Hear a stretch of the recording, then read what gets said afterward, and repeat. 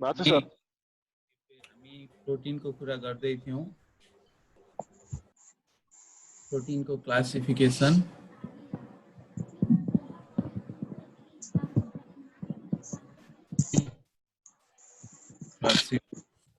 Of protein so हामीले according two function classify गर्यौं एउटा अकॉर्डिंग टू फंक्शन एटलिस्ट कुनै 5 वटा फंक्शनको आधारमा चाहिँ क्लासिफाई गर्ने अथवा कहिलेकाहीँ इन्जाइम के रे प्रोटिनको चाहिँ write down the function of protein भनेर आइहाल्यो भने त्यही अनुसार लेख्नु होला हैन क्लासिफिकेसन अफ प्रोटिनमा जे छ तिनै फंक्शनहरु लेख्दा हुन्छ सो अर्को चाहिँ classify protein classification of protein according to molecular shape भन्ने हुन्छ एउटा नम्बर 2 मा अकॉर्डिंग टू मोलिकुलर शेप को आधारमा हुन्छ मोलिकुलर शेप को आधारमा यो चाहिँ सजिलो छ जम्मा दुईटा टाइप्समा चाहिँ क्लासिफाई गरिन्छ जनरली एउटालाई हामीले ग्लोबुलर प्रोटिन भन्छौं अनि अर्कोलाई हामीले फाइब्रस प्रोटिन भनेर चाहिँ क्लासिफाई गर्छौं हैन नामबाटै ग्लोबुलर भन्न साथ यो कस्तो हुनु पर्यो भने स्फेरिकल शेप हुनु पर्यो तो स्फेरिकल शेप अथवा ग्लोबल शेप हैन ग्लोब को जस्तो अथवा अलमोस्ट स्फेरिकल शेप मा भयो भने they are called as globular protein हैन ग्लोबुलर भनेको स्फेरिकल शेप रहेछ भन्ने हामीलाई चाहिँ थाहा हुने भयो र यिनीहरुको चाहिँ कस्तो हुन्छ भने दे आर अब हामीले के लेख्न सक्यो भने तीनटा प्वाइन्ट लेख्ने एउटा दे आर स्फेरिकल अथवा राउन्ड अथवा ग्लोब लाइक स्ट्रक्चर त्यसपछि mostly globular protein they are non elastic in nature elastic हुँदैन भनेर लेख्न सक्यो अनि डायमिटर चाहिँ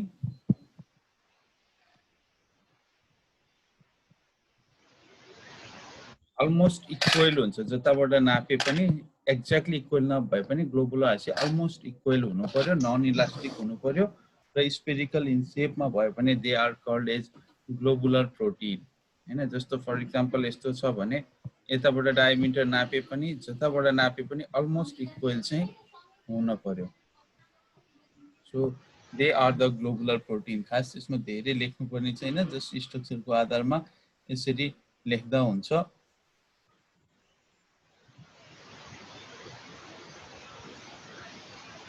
some example भनेर you can give the example of some globular protein भन्यो भने जस्तो एल्बुमिन इन्जाइम्सहरु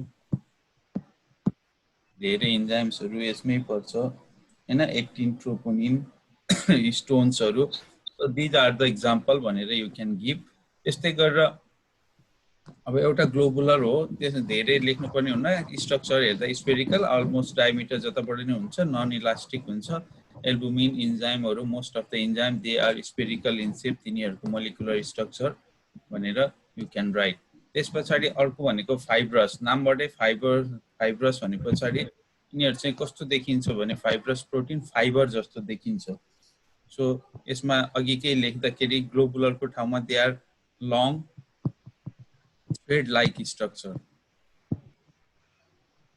thread like हैन धागो जस्तो देखिनु पर्यो they are mostly elastic in nature हुन्छ diameter not equal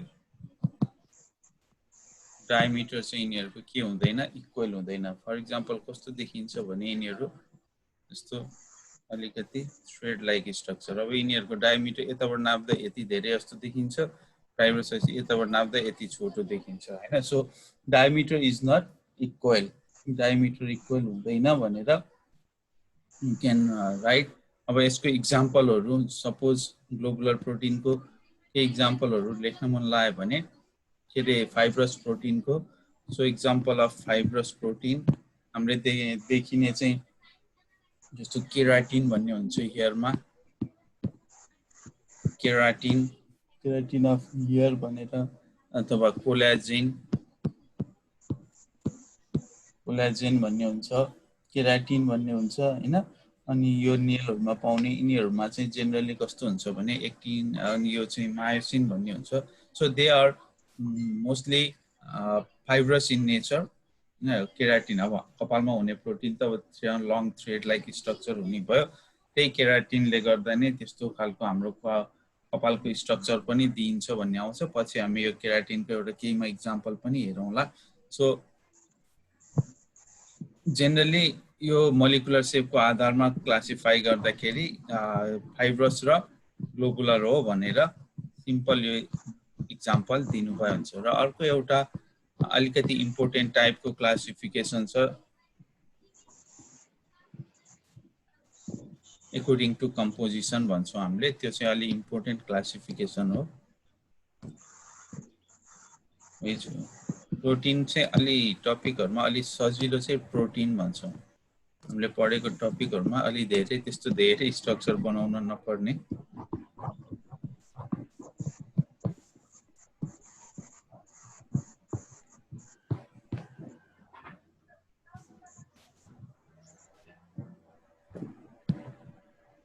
सो त्यसपछि नम्बर 1 अर्को एउटा classification according to composition of protein. यो पनि लिपिडमा हामीले जसरी क्लासिफाई गर्यौं त्यसरी नै सेम क्लासिफाई गर्ने हो। According to composition of protein लिपिडको क्लासिफिकेसन गर्दा के भने थियौं रे? याद छ classification of lipid? Glycolipid, phospholipid. त्यसलाई भन्दा पहिला के सिम्पल अनि डिराइभ्ड, यो पनि त्यही हो। सिम्पल लिपिड भन्यो भने फ्याटी एसिड र के मात्रै हुनु पर्यो भन्थ्यौ हामीले? अल्कोहल मात्रै भएको फ्याटी एसिड अल्कोहल भने सिम्पल लिपिड भन्थ्यौ। प्रोटिन बन्ने भनेको केले बन्ने हो रे? Amino acid. सो सिम्पल प्रोटिनमा एमिनो एसिडले मात्रै बनेको हुनु पर्यो। They are made up of only the amino acid, अरु केही चीज पनि हुनु भएन। त्यो टुक्राउँदाखेरि एमिनो एसिड मात्रै पाउनु पर्यो, अथवा त्यो बन्दा चाहिँ एमिनो एसिडले मात्रै बनेर अरु केही चीज पनि छैन भने they are called as simple proteins. अब कम्प्लेक्स भन्नासाथ यही एमिनो एसिडले बन्यो, सिम्पल प्रोटिन बन्यो, त्यसमा अरु केही चीज लाग्यो। सपोज सिम्पल लिपिडमा चाहिँ अरु केही चीज लाग्यो, जस्तै ग्लाइकोलिपिड बन्यो भने जस्तै सिम्पल प्रोटिनमा पनि केही चीज लाग्यो। यसमा पनि कार्बोहाइड्रेट जोइन हुन सक्छ। यही सिम्पल प्रोटिनमा फोस्फेट उता के फोस्फेट जोइन भयो भने फोस्फेट हुन सक्यो। यही सिम्पल प्रोटिनमा लिपिड हुन सक्यो। यदि हामीले सिम्पल लिपिडमा कार्बोहाइड्रेट भएर हामीले के भने थियो? ग्लाइको लिपिड भने थियो भने यसलाई चाहिँ हामीले के भने? ग्लाइको प्रोटिन भन्ने। ग्लाइको प्रोटिन हुन सक्दो रहेछ। लिपिड र प्रोटिन एट्याच भयो भने हामीले अस्ति नै पनि भने थियौं लिपो प्रोटिन। हामीले लिपो प्रोटिनलाई चाहिँ केमा राखेको थियौं भने कम्प्लेक्स लिपिडमा राख्न पनि सक्छौं अथवा कम्प्लेक्स प्रोटिनमा राख्न पनि सक्छौं। यो कम्प्लेक्स लिपिड पनि हो, कम्प्लेक्स प्रोटिन पनि हो। अब सिम्पल प्रोटिनमा कार्बोहाइड्रेट आयो भने ग्लाइको प्रोटिन भन्ने, फोस्फेट आयो भने फोस्फो प्रोटिन भन्ने, हैन? त्यस्तै गरेर यदि चाहिँ हिस्टोनहरु छ भने न्यूक्लिक एसिड पनि हुन सक्छ। एक्जाम्पल मात्रै दिएको यहाँ, न्यूक्लियोप्रोटिन भनेर पनि हामीले लेख्न सक्छौं।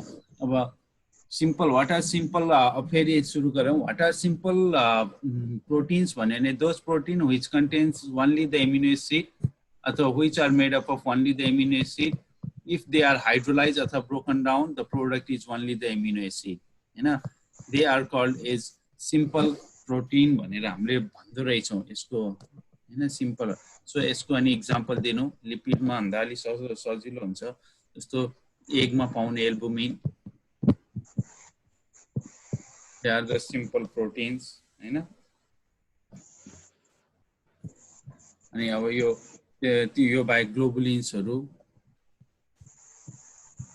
एल्बुमिन्स, ग्लोबुलिन्स भन्छौं, they are the simple protein, हैन? त्यस्तै गरेर प्रोटामाइन्सहरु भन्छौं, जुन चाहिँ हामीले ग्लुटेलिन्स भन्छौं अफ राइस, हैन? They are also simple protein. राइसमा पाउने के रे? ग्लुटेनिन अफ व्हिट, व्हिटमा ग्लुटेनिन पाइन्छ। राइसमा के पाइन्छ प्रोटिन? कोराइजिन कोराइजिन पाइन्छ हैन। सो यिनीहरू चाहिँ सिम्पल प्रोटिन हो हैन, त्यसमा अरू चीजहरू चाहिँ लागेको हुँदैन। अनि जस्तो यो बाहेक अरू तपाईहरु केमा ग्लुटेनिन भयो, अब अरू केमा पाइन्छ? कर्नमा सपोज इक्जाम्पलको लागि कर्नमा के पाइन्छ? जिन यो पनि सिम्पल कुनै इक्जाम्पल लेख्न सक्नुहुन्छ भनेर। यो के भन्नलाई त्यो एग्रोनोमिस्टहरुकै हुनुहुन्छ, जस्तो ग्लुटेनिन भन्ने हुन्छ कि व्हिटमा को केसमा यस्तो खालको भन्ने प्रोटिन पनि थाहा छ तपाईलाई?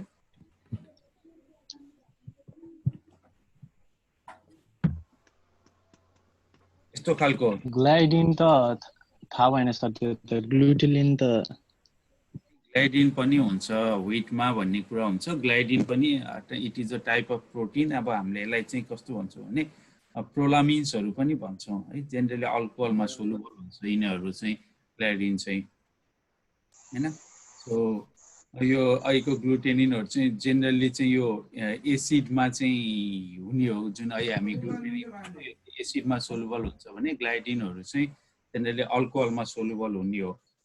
र यो यिनीहरू पनि व्हिटमा चाहिँ यो पनि पाइन्छ हैन। सो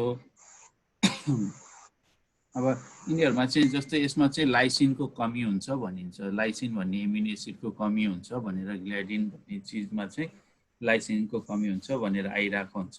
सो यो भन्दा चाहिँ ग्लुटेनिन रिच व्हिट भयो भने इट इज गुड भन्दो रहेछन् हैन। अब यो चिज चाहिँ आर्टिकलहरुमा हेर्नु यो पनि हुन्छ।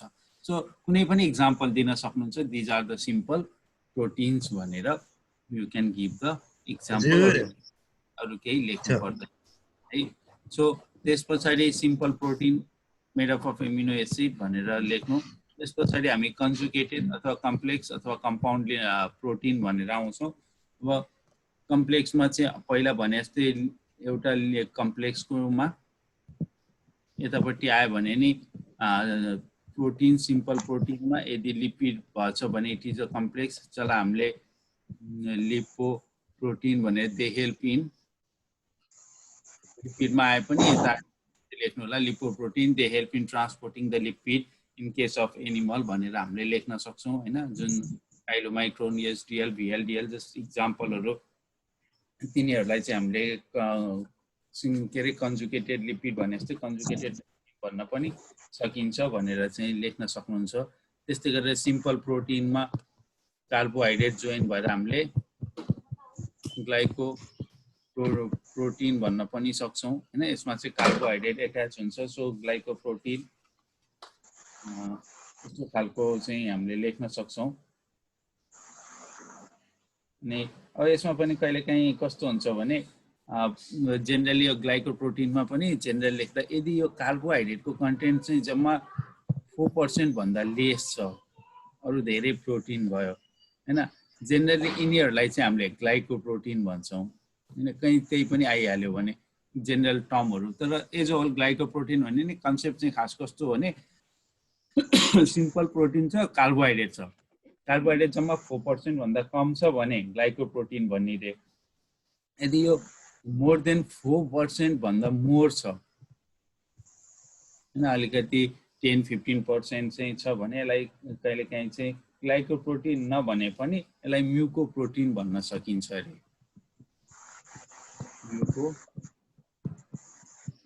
म्युको पिआरओ है, म्युको प्रोटिन भन्न पनि सकिन्छ। इभन दो अब जेनरल टर्ममा त आज भोलि चाहिँ सबैले ग्लाइको प्रोटिन भनेर लेखेको पनि हुनसक्छ, त्यही पनि कहिलेकाहीँ म्युको प्रोटिन भनेर लेखेको देखिएछ भने के सम्झिनु भने यो पनि it is a type of glyco protein हो, तर जहाँ चाहिँ कार्बोहाइड्रेट मोर देन 4% हुँदो रहेछ, त्यही भएर यसलाई चाहिँ म्युको प्रोटिन भन्दो रहेछ भनेर तपाईहरुलाई थाहा भए हुन्छ। जस्ट यिनीहरूको इक्जाम्पल लेख्नु होला यस्तै गरेर।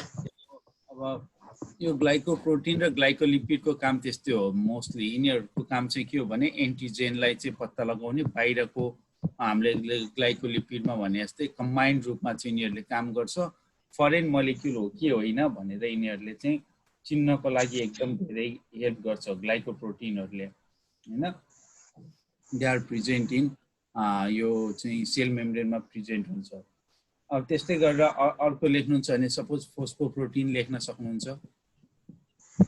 फोस्फोप्रोटिन फोस्फेट एट्याच हुन्छ सिम्पल प्रोटिनमा फोस्फेट एट्याच भयो हामीलाई थाहा हुने कमन चाहिँ फोस्फोप्रोटिन कुन होला थाहा छ हामीले एभ्रीडे लगभग युज गरिरहेको हुन्छौँ मिल्क के हुन्छ अरे केजिनल मिल्क यिनीहरूमा चाहिँ के हुन्छ भने इट इज अ फोस्फोप्रोटिन हैन त्यसमा फोस्फेट पनि हुने रहेछ भनेर मिल्क प्रोटिन भनेर एक्जाम्पल दिन सक्नुहुन्छ यो बाहेक कहिलेकाहीँ चाहिँ कस्तो हुन्छ भने क्रोमोप्रोटिन भन्ने हुन्छ अथवा मेटालोप्रोटिन भन्ने हुन्छ कहीँ चाहिँ मेटल चाहिँ एट्याच भएको हुन्छ प्रोटिनमा क्रोमोप्रोटिन भनेर एट्याच भएको हुनसक्छ कुनै त्यहाँ तीनटा चाहिँ एक्जाम्पल दिनुभयो हुन्छ फोस्फोप्रोटिन ग्लाइकोप्रोटिन लिपोप्रोटिन भनेर त्यो बाहेक कहीँ थाहा भयो भने एक्जाम्पल जस्ट तिनीलाई मेटालोप्रोटिन मेटल आयनहरू चाहिँ यसमा एट्याच भएर चाहिँ काम गर्ने र मोस्टली यिनीहरू चाहिँ कस्तोमा हुन्छ भने इन्जाइमहरूको केसमा हुन्छ हैन जुन हामी साइटोक्रोमहरू भनेर जुन चाहिँ पढ्छौँ नि हामीले जस्तो फोटोसिन्थेसिसमा साइटोक्रोमहरूमा चाहिँ साइटोक्रोम B6F अथवा माइटोकन्ड्रियाको उसमा चाहिँ cytochrome A1 A2 A3 cytochrome C भनेर दुईवटा भनेर हामीले डिफ्रेन्ट साइटोक्रोम्सहरू पढ्यो इभन द साइटोक्रोम्स भन्ने दे आर द इन्जाइम पनि हो दे आर द प्रोटिन्स पनि हो दे कन्टेन द मेटल्स हैन साइटोक्रोम्सहरुमा चाहिँ मेटल्सहरु हुन्छ हामीले त्यही हेरेको थियौं आइरन सल्फर लेखेको थियौं आइरन कन्टेनिङ प्रोटिनहरु हो साइटोक्रोम्सहरु भनेर you can give the example यो त भयो कम्पाउन्ड त्यसपछि नम्बर 3 मा डिराइभ लिपिड डिराइभ सिम्पल र डिराइभ प्रोटिन अथवा कम्पाउन्ड प्रोटिन छ भने यसलाई चाहिँ के गर्ने भने डाइजेस्टेड अथवा हाइड्रोलाइज्ड यिनीहरुको हाइड्रोलाइज्ड प्रोडक्टलाई चाहिँ हामीले के पनि भन्दो रहेछौं भने डिराइभ सिम्पल र कम्पाउन्ड प्रोटिनको चाहिँ डाइजेस्टेड पार्शियली डाइजेस्टेड अथवा hydrolysed product they are called as derive protein कहिलेकाहीँ यसलाई डिनेचर्ड प्रोटिन पनि भन्छौं so they are also called as denatured protein simple derived हरु चाहिँ कस्तो भने पेप्टोन्स हरु एक्जाम्पल मा पेप्टोन्स पेप्टाइड्स डाइरेक्टली हामीले पेप्टाइड्स भन्न पनि सक्छौं त्यहीबाट आएर निस्केको चीजहरु peptone peptides they are the derived proteins हैन यो पेप्टोन्सहरु केमा युज गरिन्छ केहीमा युज गर्नु भएको छ प्याथोलोजी स्टुडेन्टहरु पेप्टोन युज गर्नु भएको छ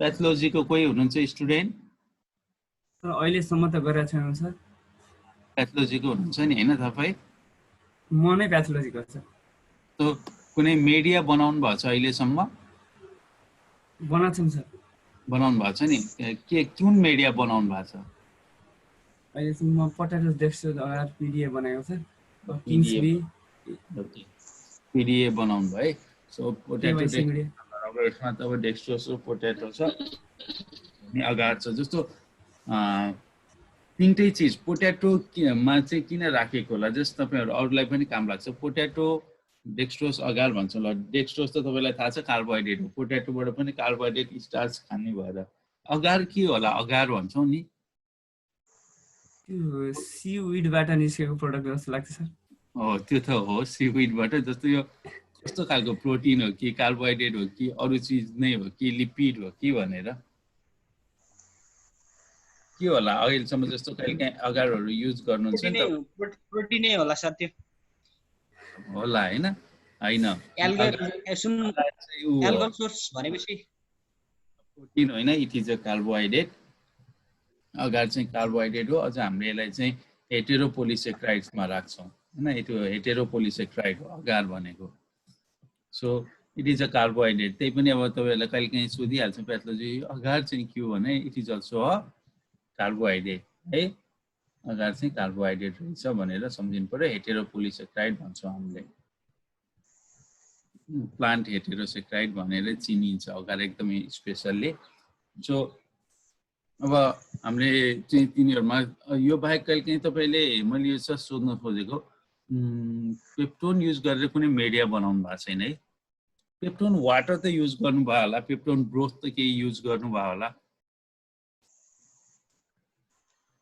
ब्रोथहरु बनाउन युज गर्नु भएन पेप्टोनहरु अगार पेप्टोन मिडियाहरु सर पहिला चाहिँ 2-3टा मिडिया त बनाएको सर त्यो कन्स्टिट्युएन्टहरु यो हाल्ने भनेर सरले भन्नुभएको थियो अब त 5 महिना अगाडि बनाएको भुलिए सर अब हेर्नु होला अगार पेप्टोन मिडिया भन्ने हुन्छ हैन peptone water buffer peptone water नै हुन्छ त्योमा चाहिँ हामी चाहिँ ग्रोथहरु बनाउँछौं डिफरेन्ट अब इकोलाइहरु ग्रोथ गर्नु पर्यो भने नि पेप्टोन के वाटरै बफर पेप्टोन वाटरै युज गरिन्छ अथवा अरु डिफरेन्ट चीजहरु माइक्रो अर्गानिजम ग्रो गर्दा पेप्टोन युज गर्छौं अनि मैले यो सोध्न खोजे किन पेप्टोन युज गरियो भन्ने काही कुरा आउँदाखेरि माइक्रो अर्गानिजमले चाहिँ के हुनु पर्यो भने डाइरेक्टली क्रुड प्रोटिन दियो भने जुन चाहिँ माइक्रो अर्गानिजम एमिनो एसिड अथवा पेप्टोन खाएर बाँच्नु पर्ने हो प्रोटिन खाएर त्यो गर्ने बेलामा क्रुड प्रोटिन दियो भने डाइजेस्ट गर्ने टाइम लाग्ने भयो हामी already partially digested partially hydrolysed protein source दियो भने त इजिली तिनीहरुले एनर्जी पाउने भयो अथवा खाना इजी हुने भयो नि हैन अलरेडी चाहिँ क्रुड प्रोटिनबाट चाहिँ पेप्टोन्सहरु बनाछौं डाइजेस्टेड पार्ट हो भनेपछि it will be easier for microorganism to take those peptones as a dietary source हैन त्यो भएर चाहिँ हामीले पेप्टोन युज गर्छौं भनेर we can tell to others also हैन त्यो सेलेक्टिभ मिडियाहरु बनाउँदाखेरि चाहिँ हामीले युज गर्न सक्छौं अब त्यस बाहेक यो त प्रोटिनको जनरल क्लासिफिकेसन भयो यो त एकदम सजिलो सबभन्दा सजिलो प्रोटिनको क्लासिफिकेसन चाहिँ आओस् एक्जाममा भन्ने हुन्छ रे भन्ने सुनेको यो बाहेक अब अर्को हाम्रो एउटा नयाँ टपिक स्ट्रक्चर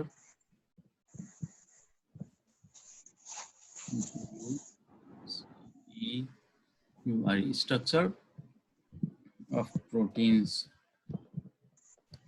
भन्छौं अथवा स्ट्रक्चरल अर्गनाइजेसन पनि भन्छौं यसलाई स्ट्रक्चरल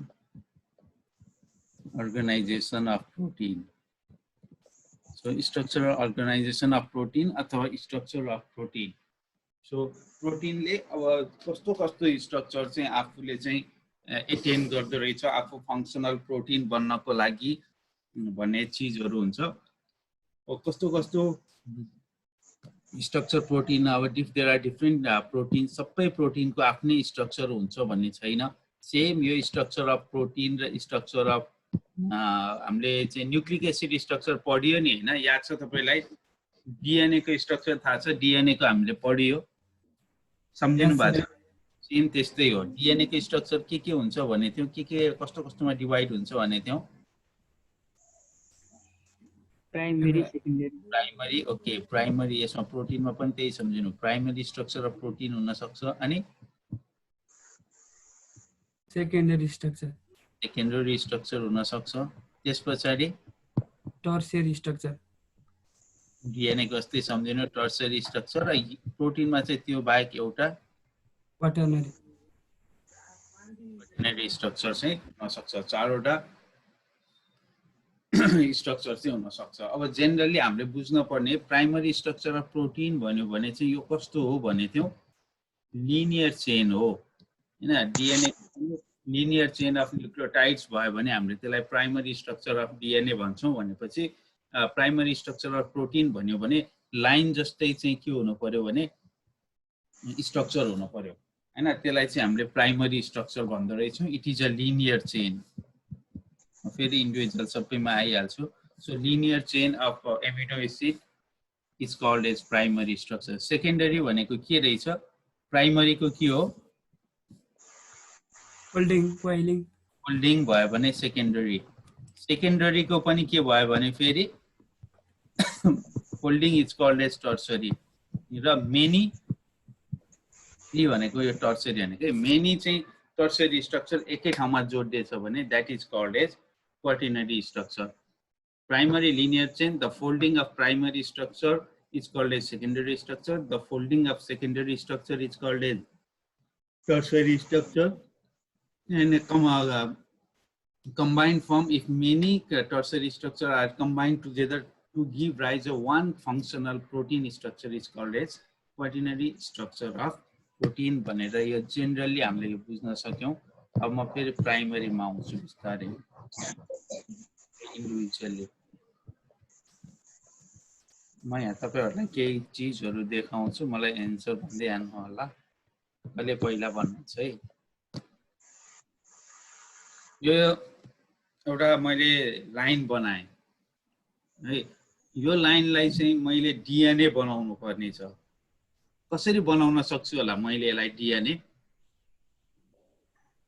मसँग एउटा लाइन छ. यो लाइनलाई मैले डीएनए बनाउन सक्छु. कसरी होला भन्नु त कसैले? के ट्विस्टिङ आइडिया गर्दिनी. ट्विस्टिङ गर्दिनी. ट्विस्टिङ गर्न पर्छ नगरिकन. ट्विस्टिङ भनेको कस्तो? यस्तो यसलाई यस्तो बनाइदिने भन्नु भएको हो? हजुर हजुर. यो ल यतिकै हो. यो पनि त डीएनए त भएन. कसरी बनाउन सक्छु होला मैले डीएनए लाई? अथवा आरएनए बनाए पनि हुन्छ. यसमा पेन्टोज सुगर नाइट्रोजन बेस र फस्फोरिक एसिड एड गरेर डीएनए अथवा आरएनए न्यूक्लिक एसिड जे बनाए पनि हुन्छ. त्यो बनाउन अरु केही गर्नु परेन. जस्ट मैले भन्न खोजेको डीएनए मात्रै भने न्यूक्लिक एसिड हो. एक साइडमा 5 ड्याश एक साइडमा 3 ड्याश लेख्दियो भने यो डीएनए आरएनए बनिहाल्यो हो. बुझ्नु भयो नि मैले भन्न खोजेको? हजुर.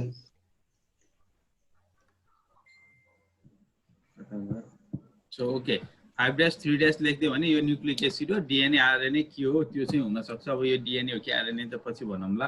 हैन यो प्राइमरी स्ट्रक्चर डीएनए ने हो हैन भने यो आरएनए हो भन्ने बुझिन्छ जेनरली. बनि हैन? बुझ्नु भयो नि मैले सोध्न खोजेको? बुझ्नु भयो? सुनिराख्नु भएको छ? यही लाइन आरएनए भनेको प्राइमरी स्ट्रक्चर नै हो भन्न खोज्नु भएको? हैन हैन. कसरी यसलाई मैले डीएनए आरएनए बनाम भने नि 5 त्यो लेख्नको लागि 5 ड्याश र 3 ड्याश लेख्नु पर्छ. त्यो भने चाहिँ न्यूक्लिक एसिड हो भन्ने बुझिन्छ रिप्रेजेन्टेटिभ भन्न खोजेको. हैन? हजुर हजुर हजुर. यही लाइन दिएर मैले चाहिँ यसलाई चाहिँ प्रोटिन हो भनेर चिनाउनु पर्यो. अब के गर्ने होला?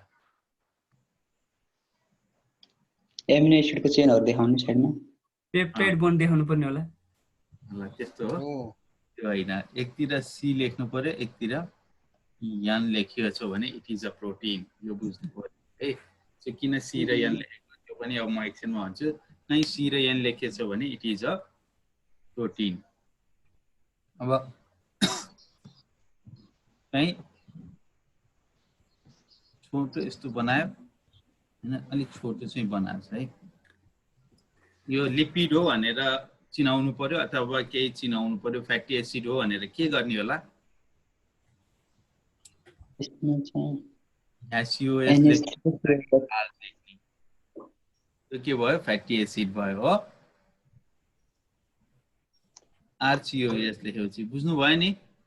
यस सर. यिनीहरू सबै रिप्रेजेन्टेटिभ यो भएर जस्तो अब मैले फेरि अब प्राइमरी स्ट्रक्चर अफ प्रोटिनमा भन्न खोजेँ कि भने हामीलाई काम लाग्छ भनेर. So primary structure of protein भनेको it is a linear chain अथवा सिक्वेन्स जे भने पनि हुन्छ of amino acid joined by कुन बोन्ड रे? Peptide bond. So linear chain of amino acid joined by peptide bond, it is called as primary structure. Line मा हुनु पर्यो. केही पनि हुनु भएन. एउटा सिंगल लाइन मा भयो भने that is called as primary structure of protein. Primary structure of DNA भन्यो भने पनि linear chain of nucleotides joined by phosphodiester bond भन्थ्यो. यो दुईटा मात्रै फरक हुन्थ्यो. यसमा चाहिँ एमिनो एसिड्स भयो पेप्टाइड बोन्डले जोइन गर्यो. उता चाहिँ न्यूक्लियोटाइड्सलाई phosphodiester bond ले जोइन गर्थ्यो. that is called as primary structure of protein. यदि दुईटा चेन छ भने if there is presence of two chain, अब यस्तो पनि हुन सक्छ प्राइमरी स्ट्रक्चर. एउटा यस्तो लाइन एउटा यस्तो लाइन. दुईटा चेन छ लिनियर चेन. एकतिर सी एकतिर एन लेखिएको छ सपोज. अर्कोतिर पनि सी अर्कोतिर एन लेखिएको छ सपोज. दुईटा चाहिँ भयो भने कुनै केही फोल्ड भएको छैन दुईटा लाइनलाई जोड्नु पर्यो भने चाहिँ डाइसल्फाइड बोन्डले पनि जोइन गर्न सक्छ भनेर if there is a presence of two linear chain primary chain of amino acid, those two chains can be joined by disulfide bond. Just you can write that this disulfide bond is made by the cysteine. यहाँ पनि cysteine हुनु पर्यो अर्कोको पनि cysteine को बीचमा भएर यो दुईटा चाहिँ एउटै बन्यो अब अघि दुईटा जस्तो देखियो थियो अब यस्तो भन्दा त एउटै स्ट्रक्चर भन्न पाइयो नि हैन दुईटै जोडिएपछि एउटै हो भन्न पाइयो नि बुझ्नु भयो नि पाइयो सर केही कन्फ्युजन छ त ओके छैन के हो सर यो सेकेन्डरी स्ट्रक्चर हो यो हैन प्राइमरी नै हो यहाँ फोल्डै भएको छैन लिनियर चेन मात्रै छ जस्ट बोन्डले चाहिँ जोइन गरेको मात्रै हो फोल्डिङ नभएसम्म प्राइमरी हुन्छ लाइन जस्तो चेन फोल्डिङ भएको छ त कहीँ भएको छैन नि तलमाथि एउटा त्यो जुन भनौं न उ के रे लेयरहरु त फर्मेसन जोडेको मात्रै हो एउटा धागोले जोडेको न हो यो फोल्ड त भएको छैन हजुर हजुर न अब फोल्ड हुनलाई त यो एउटा चेन हो यति देखाएको यो पनि एउटा चेन हो यति देखाएको त्यो चेन फोल्ड भएको छैन जबसम्म फोल्ड हुँदैन that is a primary linear भनेको लाइन जसरी बसेको भएर हो त यो प्राइमरी स्ट्रक्चर अब यसलाई चाहिँ कहीं बुकहरुमा कसरी पनि देखाइन्छ भने जस्तो डाइरेक्टली चाहिँ बुकमा अथवा नोटहरु हेर्नु भयो केही देख्नु भने यस्तो राउन्ड राउन्ड लगाएर यो एमिनो एसिड हो यसै पेप्टाइड बोन्डले जोइन गर्यो भने देखाइन्छ जहिले पनि के नबिर्सिनु भने एकतिर एन लेखेछ भने अर्कोतिर सी भनेर लेख्न चाहिँ कहिले पनि नबिर्सिनु होला यो किन एन र सी लेखेको होला थाहा छ कसैलाई के आइडिया छ किन एकतिर NH2 ग्रुपको N हुन्छ अर्कोतिर COH ग्रुपको C हुन्छ त्यही हुन्छ किनभने बीचमा पेप्टाइड बोन्डले जोडेको हुन्छ कुनै एउटा एमिनो एसिड छ हामीले प्राइम यसको के हो भन्ने कुरा भने ल मैले यता NH2 फ्री बनाए हैन एमिनो एसिडको चाहिँ कसरी पेप्टाइड बोन्ड बन्छ भन्दा अस्ति हामी भन्थ्यौ एमिनो एसिड 1 छ भने एउटाको COH ग्रुप अर्को एमिनो एसिडको केसँग जोडिनु पर्छ भने थियौ सपोज एमिनो एसिड 2 छ अर्कोको केसँग जोडिनु पर्छ रे NH2 सँग जोडिनु पर्छ यसै नै आउनु भयो यो A2 को COH यता गछ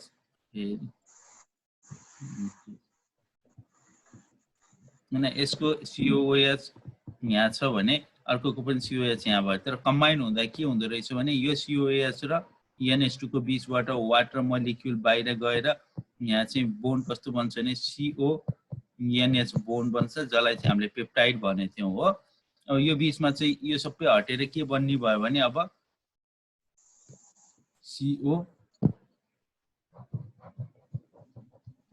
हामी पेप्टाइड बोन्ड अस्ति पनि बनाइसकेको थियौ CONH बोन्ड बन्दै बन्दै यसरी बन्दै गयो अब यसलाई रिप्रेजेन्ट गर्न पर्यो भने दुईटा एमिनो एसिड थियो एक साइडमा N फ्री छ यो साइडको N अर्को साइडमा चाहिँ के फ्री हुँदो रहेछ भने C फ्री हुँदो रहेछ C भनेको COH हो N भनेको NH2 ग्रुप हो एउटाको NH2 ग्रुप फ्री भने अर्कोकोमा COH फ्री हुन्छ भनेर NC भनेर लेखे पछाडी इट इज अ प्रोटिन भनेर पनि हामीले चिन्दो रहेछौं so it is called as primary structure of protein हैन प्राइमरी स्ट्रक्चर भनेको यस्तो रहेछ र प्राइमरी स्ट्रक्चरलाई स्टेबल बनाउने बोन्डको नाम के हो भन्यो भने जहिले पनि भन्नु it is a peptide bond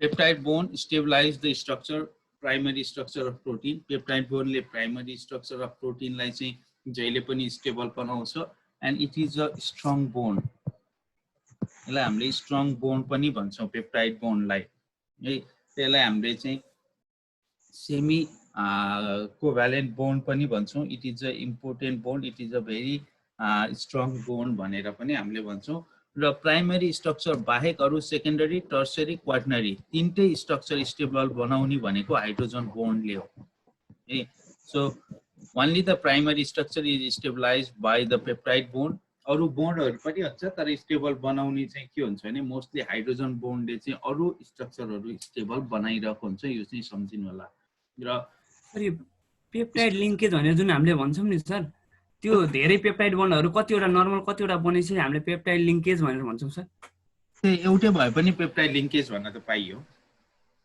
sir peptide बोन्डलाई peptide linkage पनि भन्ने चलन हुन्छ